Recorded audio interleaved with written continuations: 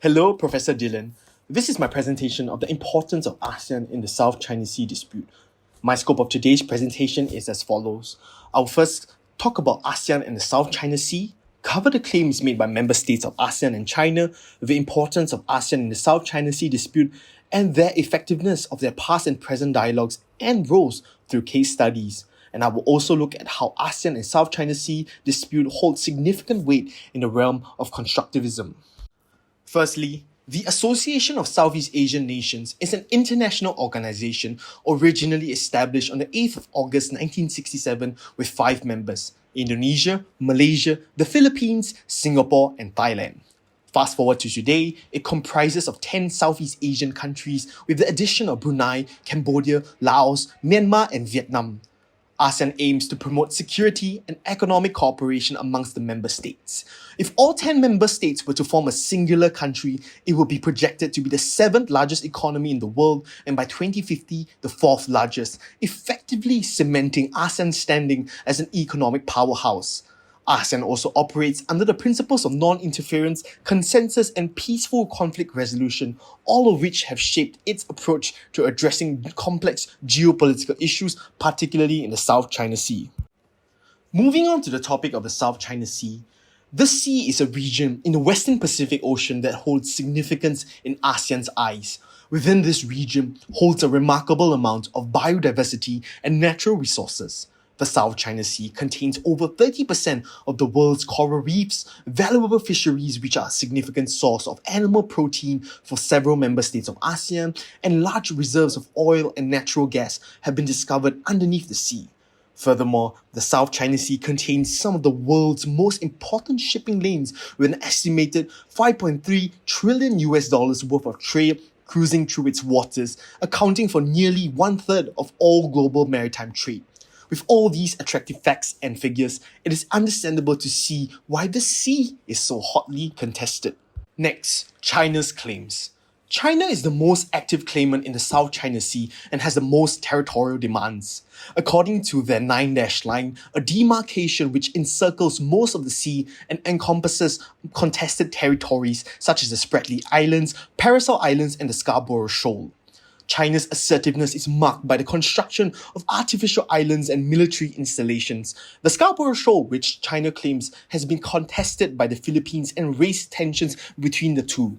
As recent as September 2023, the Philippines and China were involved in a dispute after China erected a 300-meter long buoy barrier, which was then severed by the Philippine Coast Guard, leading to worsening relations.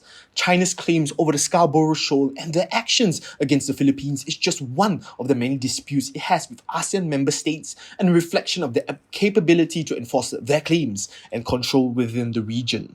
In the reverse is ASEAN's claims.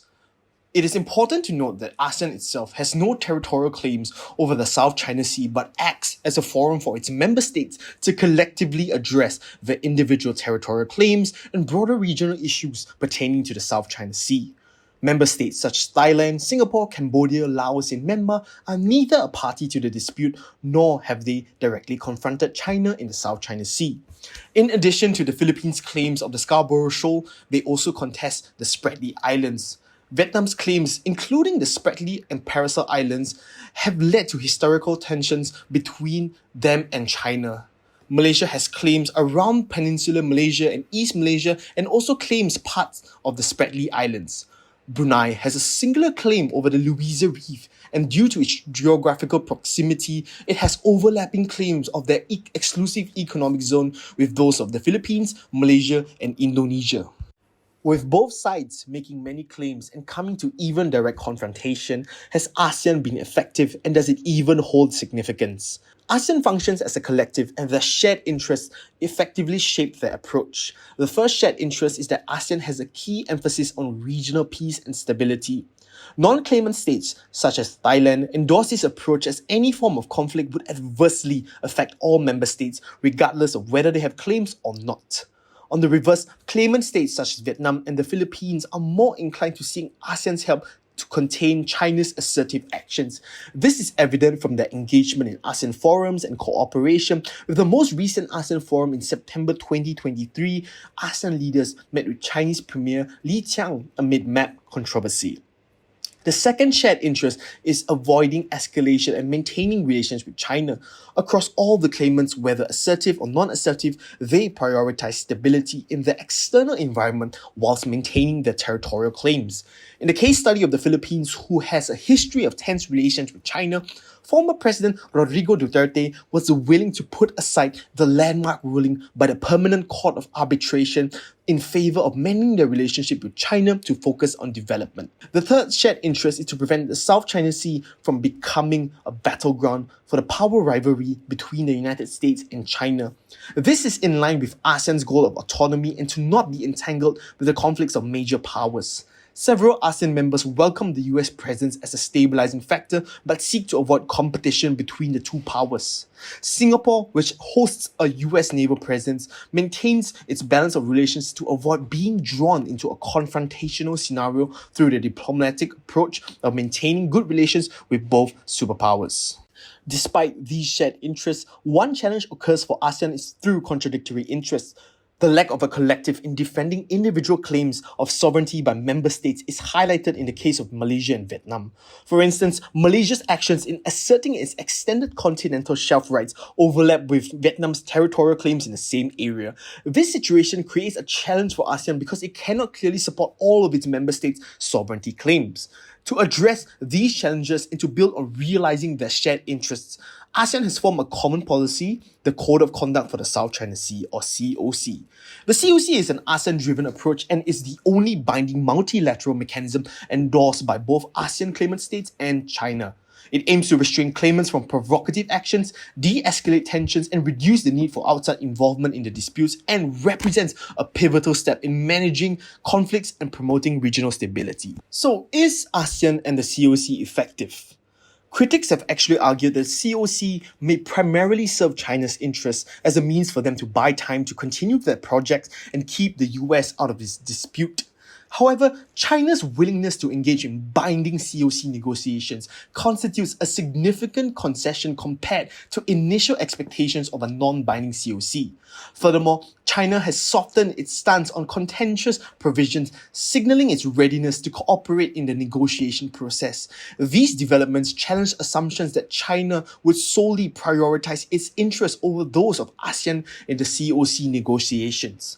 Whilst the Code of Conduct is yet to be finalized and with the third reading underway amid rising tensions, it is a step in the right direction in what could be a landmark precedent for other nations to follow in any territorial dispute and is a telltale sign of the effectiveness and importance of ASEAN in the South China Sea. Now, let's look at the South China Sea through the lens of constructivism. An important theory in the realm of international relations is constructivism, and it argues that identities, beliefs, and norms matter as much, if not more so, than material factors in international behavior. ASEAN and its member states favor dialogue, consensus, and cooperation, and this translates into their identity and behavior in approaching the South China Sea conflict. In the reverse, China's interpretation of sovereignty norms dictate their assertiveness in the South China Sea, and it could be argued that they are driven by this self-perception as a rising power with a unique historical role to play in the Asian Pacific region. China's leaders, such as Foreign Minister Wang Yi, even framed their actions in terms of duty to their ancestors. However, constructivism also argues that two sides are not static and can change and adapt over time through their interactions.